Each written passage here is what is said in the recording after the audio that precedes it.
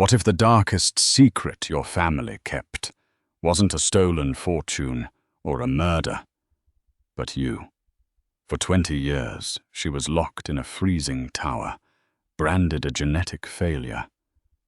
But when the continent's most ruthless Alpha King tore down her family's gates, he didn't come for their gold. He came for her. Historical records from the 12th century often speak of the brutal, relentless winters of the Northern Territories, but they rarely mention the monsters hiding inside the warm, fire-lit castles. In the year 1142, House Croft was one of the wealthiest werewolf lineages in the realm.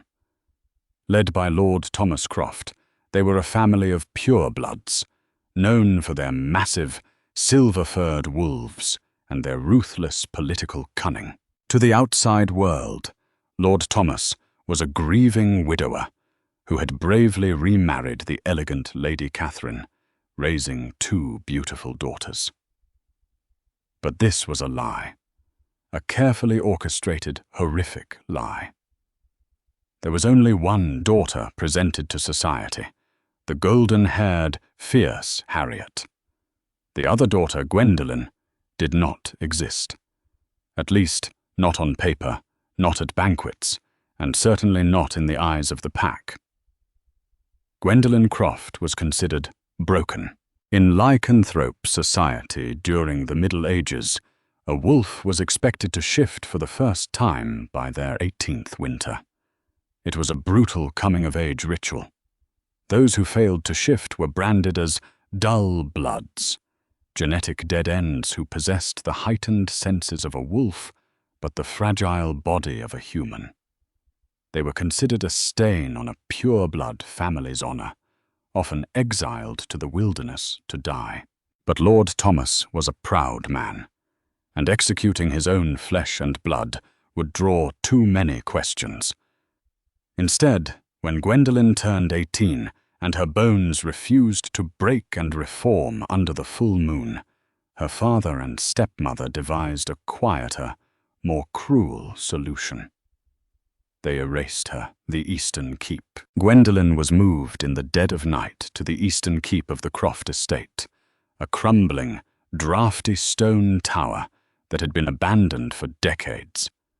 Her world, which had once been filled with riding horses and studying maps, shrank to a single, circular room with a heavy oak door locked from the outside. Her living conditions were designed to break her spirit. Isolation. She was forbidden from speaking to the servants. Her meals were pushed through a small iron grate at the bottom of the door. The cold. The hearth in her room was deliberately kept small, forcing her to rely on threadbare wool blankets during the freezing northern winters. The gas lighting. Lady Catherine would occasionally visit, not to bring comfort, but to whisper venom. She told Gwendolen that the pack wanted her dead, that her father wept with shame because of her, and that the only reason she was kept alive was out of their profound, misplaced mercy. Gwendolen lived like a ghost for 2 long years. She grew thin, her pale skin devoid of sunlight, her dark hair long and unkempt. But despite the psychological torment, Gwendolen possessed an ironclad will. She didn't cry. She survived. She spent her days tracking the sunbeams that crawled across the stone floor and listening. Because she couldn't shift, her family assumed her wolf senses were dead. They were wrong. Her hearing was incredibly sharp. Through the thick stone walls, she listened to the whispers of the castle guards, the gossip of the scullery maids, and the political machinations of her father. That was how she learned about the coming of King Alistair. The Conqueror approaches. King Alistair of the Iron Peak Mountains was a nightmare clad in armor and fur. At 28, he was the Alpha King of the entire continent, a massive, scarred warrior who had united the warring packs through sheer, unadulterated violence. It was said his wolf was the size of a warhorse, black as pitch, with eyes like burning coals. By the autumn of 1144, Alistair's army was marching south, demanding fealty from the independent noble houses. House Croft was next. Panic gripped the Croft estate. Lord Thomas knew his meagre army could not withstand a siege against the Iron Peak forces. He needed a treaty. More specifically, he needed an alliance forged in blood. He planned to offer his prized daughter, Harriet, as a bride to the Alpha King. If Harriet became queen, House Croft would not just survive. They would rule the South. For weeks, the castle was a flurry of desperate preparation. 1. The great hall was scrubbed and decorated with the finest tapestries. 2. The vaults were opened, pulling out ancient silver chalices and gold to offer as tribute. 3. Harriet was groomed relentlessly, dressed in silks, and trained in the political etiquette of the Iron Peak court. But in the Eastern Keep, Lady Catherine delivered a chilling warning to Gwendolen. "The king arrives tomorrow," her stepmother hissed through the iron grate, her eyes glinting with malice. "He is a savage who slaughters the weak. If he hears so much as a floorboard creak in this tower, if he discovers a defective, dull blood hiding in our home, he will burn this entire castle to the ash. Do not move. Do not cough. Do not breathe too loudly. If you ruin this for your sister, I will unlock this door and slit your throat myself." Gwendolen sat in the freezing dark, clutching her knees to her chest. She had no intention of weighing the king's wrath. She just wanted to survive. But destiny, especially in the medieval world of wolves, is rarely swayed by the plans of cruel men.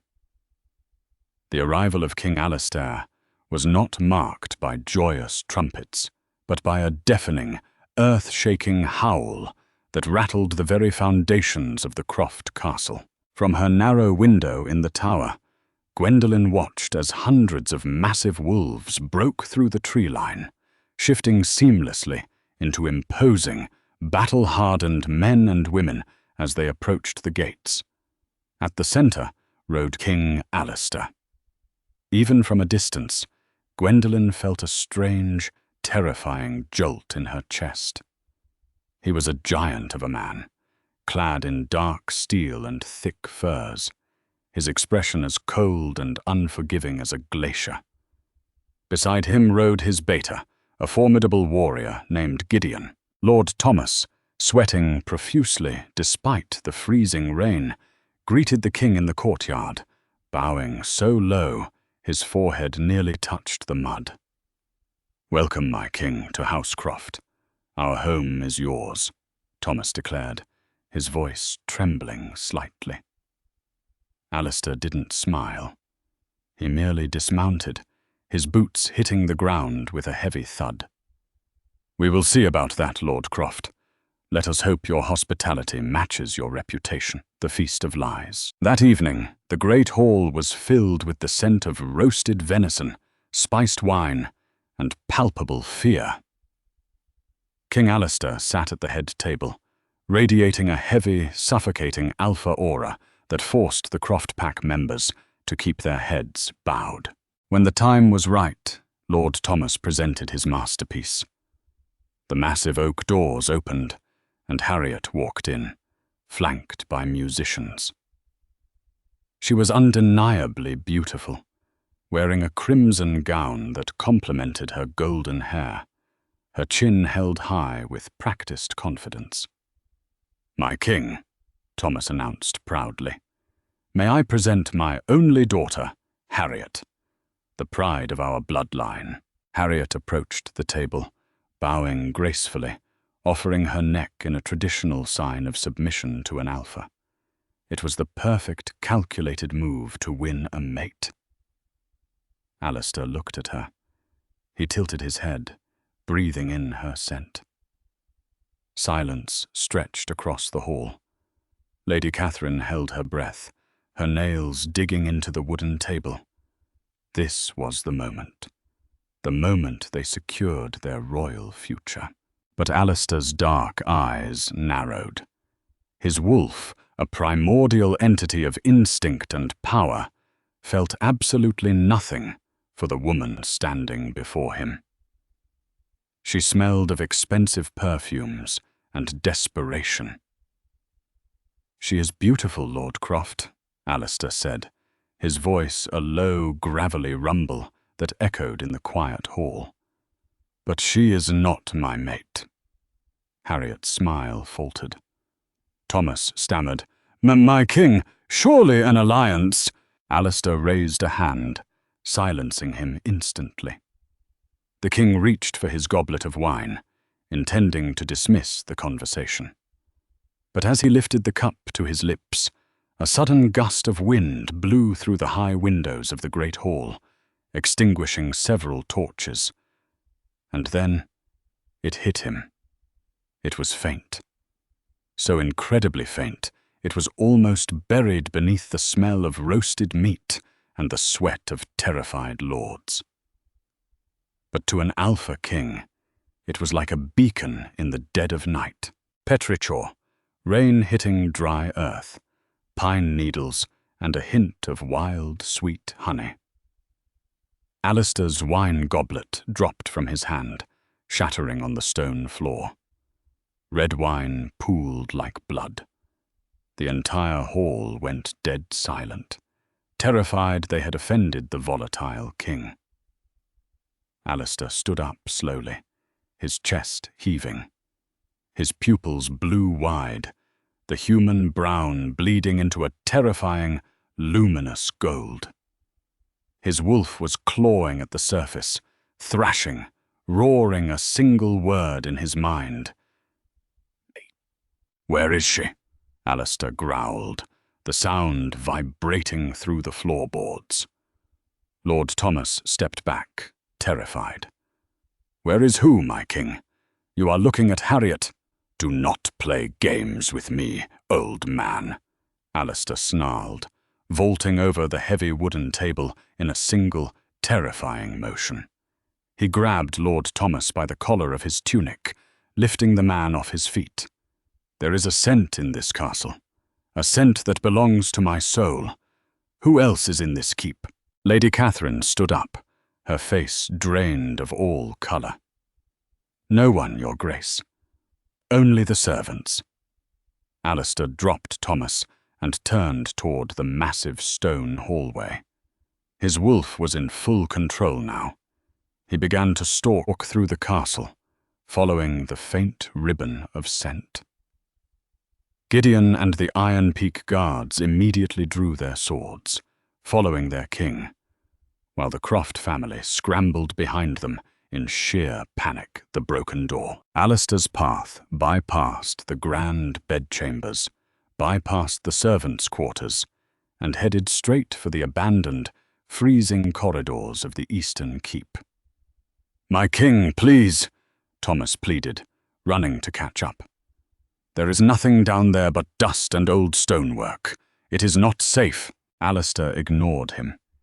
He reached the heavy oak door of the tower. It was barred from the outside with a heavy iron padlock. The scent of rain and honey was overwhelming here. It was intoxicating. It was driving his wolf to the brink of madness. "Open it," Alistair commanded. "We don't have the key," Lady Catherine lied frantically. "It was lost years ago." Alistair didn't wait. He stepped back and unleashed a brutal kick. The thick wood splintered, the iron padlock groaning before snapping in half. With a second kick, the door exploded inward off its hinges, crashing onto the cold stone floor of the cell.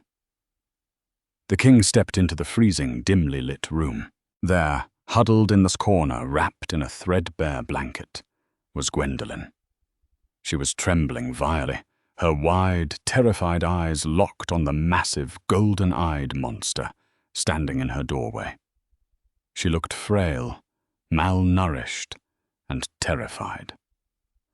Alistair stopped dead in his tracks. The terrifying warlord king of the continent dropped to his knees on the freezing stone.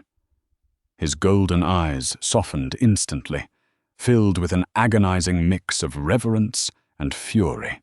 "Mate," he whispered, a sound so gentle it shocked his own guards. Lord Thomas and Lady Catherine arrived at the doorway, panting. When they saw the king kneeling before their defective daughter, the blood drained from their faces. "Your Grace," Thomas stammered, practically vibrating with terror. You do not want her. She is a defect, a dull blood. She hasn't even shifted. She is a stain on our lineage." In a fraction of a second, Alistair moved. He crossed the room, grabbed Lord Thomas by the throat, and slammed him against the stone wall with enough force to crack the masonry. "You locked my queen in a cage?" Alistair's voice was no longer human. It was the demonic, overlapping growl of a fully realized alpha. "You starved the other half of my soul." "Wait!" Lady Catherine screamed, stepping forward in a desperate, fatal mistake. "She isn't just a dull blood. She is diseased. If you take her, she will weaken your bloodline. It is why we kept her away. She is broken."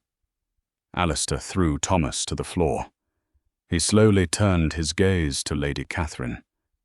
"I was a master of war, but he was also a master of reading his enemies."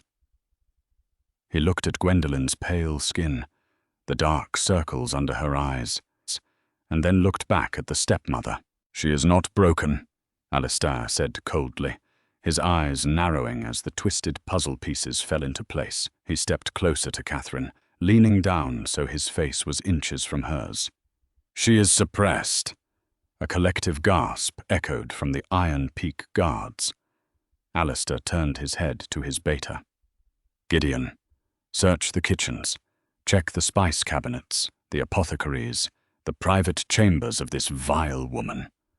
Tell me what you find." 10 agonizing minutes passed in silence. Alistair remained in the cell, taking off his heavy fur cloak and wrapping it gently around Gwendolyn's trembling shoulders. She flinched at his touch, but the warmth of his skin sent a bizarre, comforting shockwave through her chest.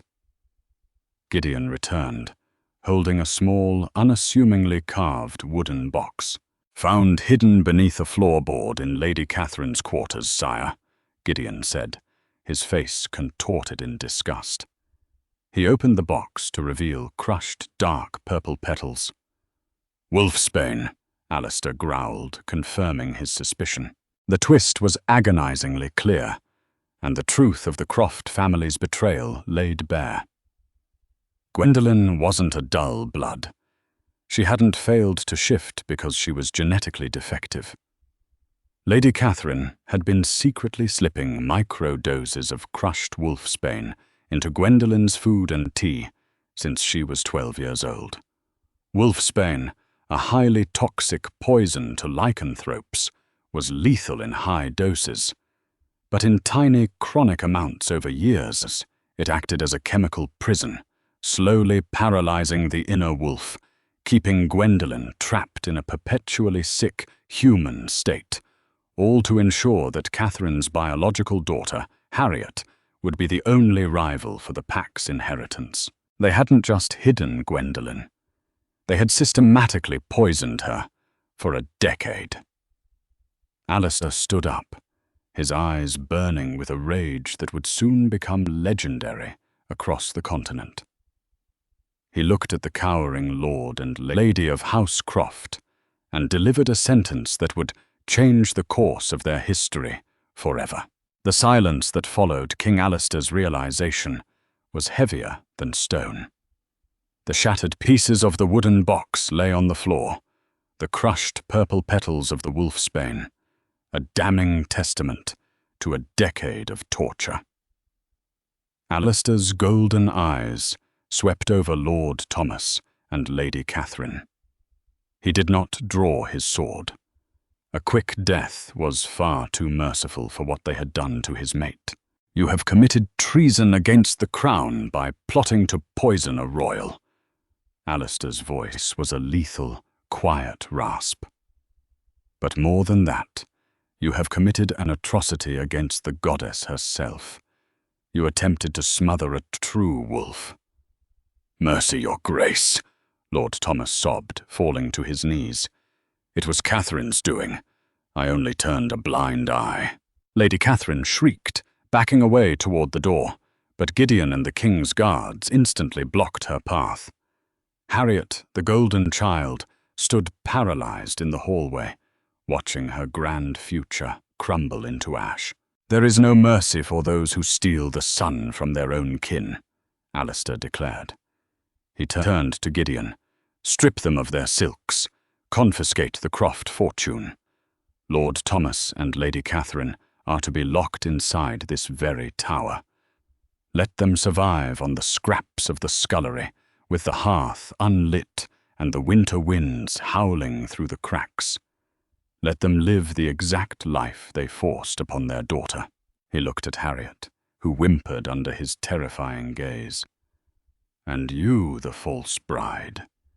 You are exiled from these lands. If you ever set foot in the northern territories again, you will be hunted for sport. The guards seized the screaming lord and lady, dragging them into the freezing cell. Alistair did not stay to watch the door lock behind them. He turned his attention back to the trembling woman wrapped in his heavy fur cloak. Gwendolen stared at him, her heart hammering against her ribs. She had spent 2 years in this expecting to die. Now the most dangerous man on the continent was looking at her as if she were made of spun glass. We are leaving this cursed place, Alistair whispered softly, kneeling before her. He scooped her frail body into his arms without waiting for a reply. She weighed practically nothing, a tragic consequence of her malnourishment. Gwendolen rested her head against his broad chest, the intoxicating scent of pine and rain overwhelming her senses. For the first time in 20 years, she felt safe. The road to Iron Peak and the poison's toll. The journey back to the Iron Peak Mountains was grueling, not because of the harsh terrain, but because of the horrific reality of Gwendolen's condition. Once the daily microdoses of wolfsbane were stopped, her body began to violently purge the toxins. It was an excruciating withdrawal. For weeks in the royal carriage, and later in the grand chambers of the king's mountain fortress, Gwendolen suffered through blinding fevers, terrifying hallucinations, and agonizing bone aches. Her suppressed wolf, dormant for so long, was thrashing against the chemical chains, trying to claw its way to the surface. Alistair refused to leave her side. The ruthless warlord became a devoted caretaker. He bathed her feverish skin in ice water, forced nutrient-dense broths past her chapped lips, and held her when the pain caused her to scream. To ensure her survival, Alistair contracted the finest minds in the realm, calling upon the secretive physicians of the Order of St. John, a real private brotherhood of elite hospitaller monks who possessed ancient texts on lycanthropic biology.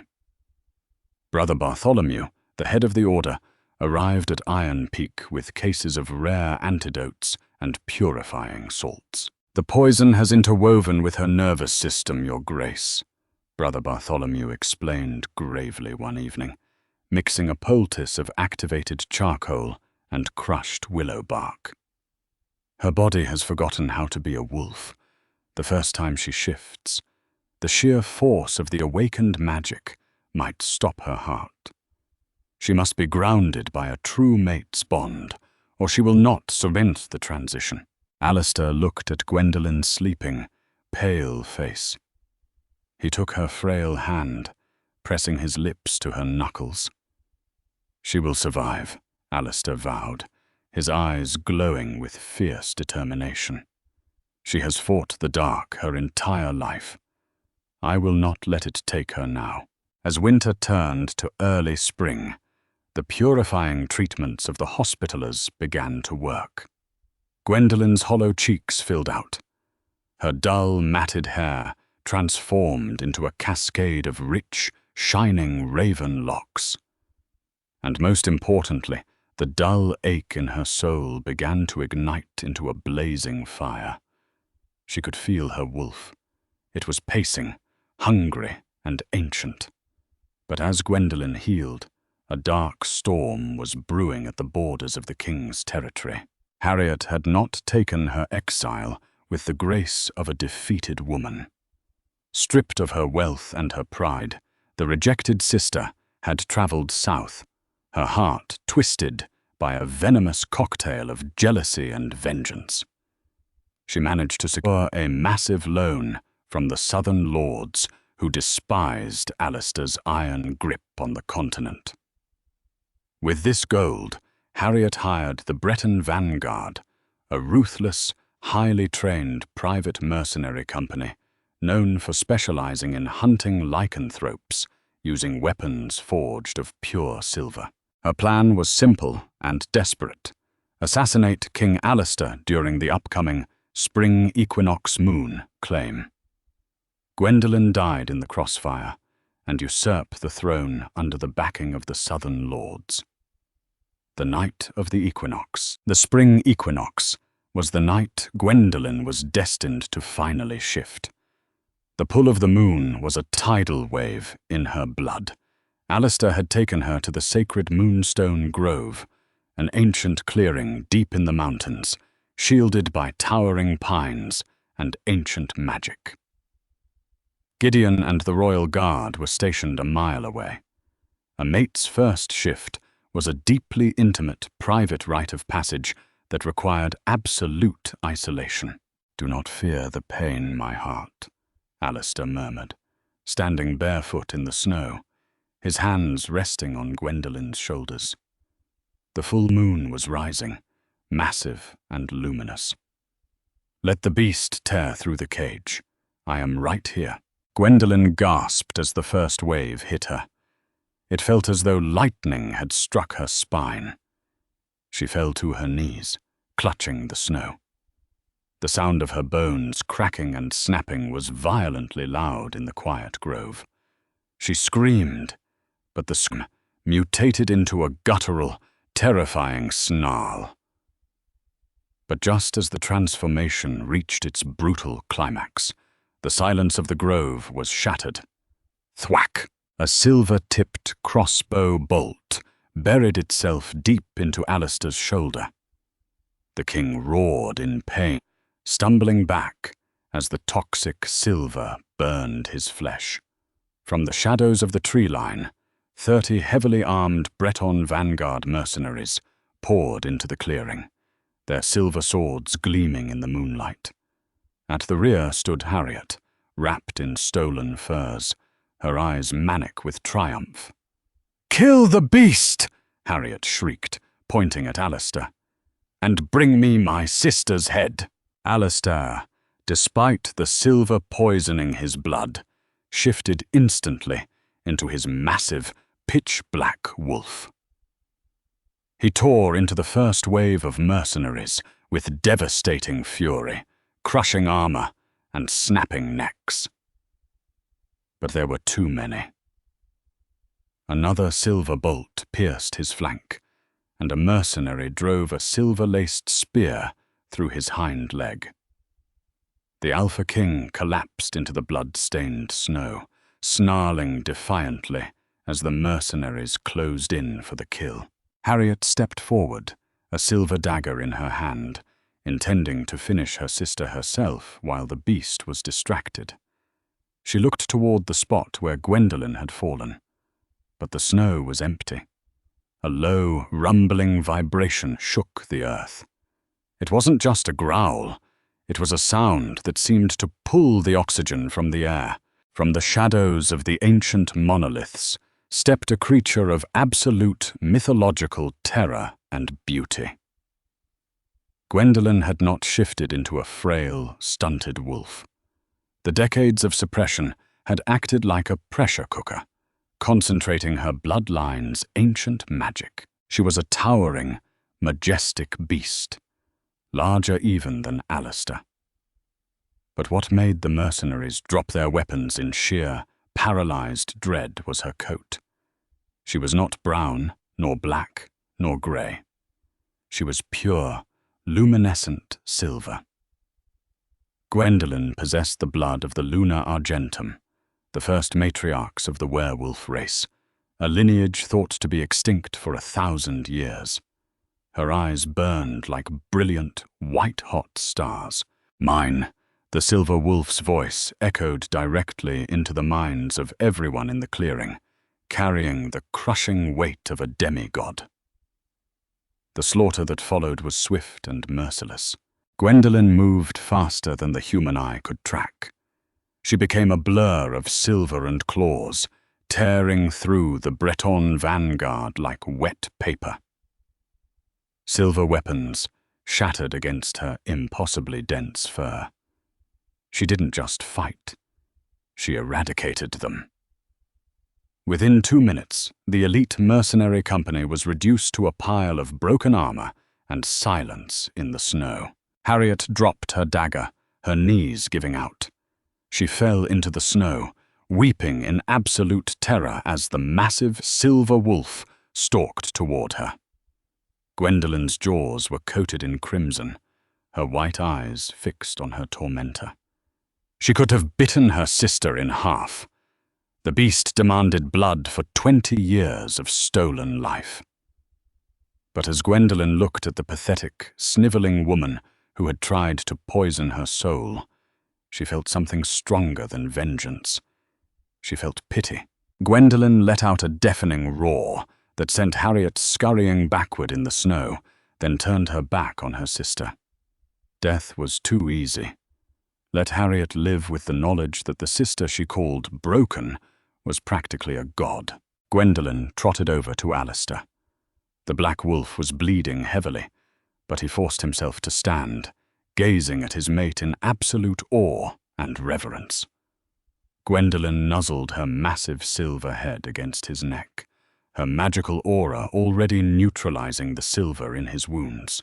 When Gideon and the royal guards finally broke through the tree line, they stopped dead in their tracks. They immediately dropped to their knees, bowing their heads into the snow. They were not just bowing to the king.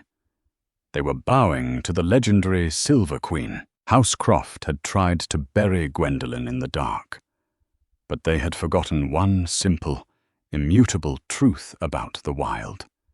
You cannot hide the moon, and you can never break a true survivor. She rose from the ashes of a poisoned childhood to become the most powerful queen the continent had ever known, ruling the north with an iron claw and a just heart, forever bound to the Alpha King who had loved her in the dark. What a journey! From a freezing, forgotten tower to ruling as the legendary Silver Queen of the continent, Gwendolen's story proves that the strongest spirits can never be broken, no matter how much poison is poured into their lives.